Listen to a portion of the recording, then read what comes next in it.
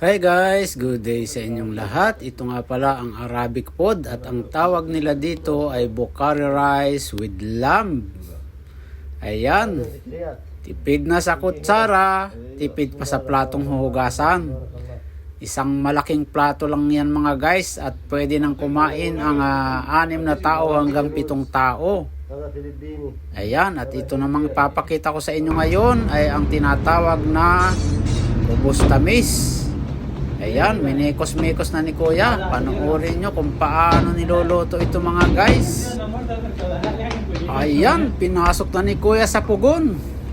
At ito naman, minikos-mikos na ni Kuya kung paano siya masahin. Ayan, luto na yung iba mga guys. Sinungkit lang oh.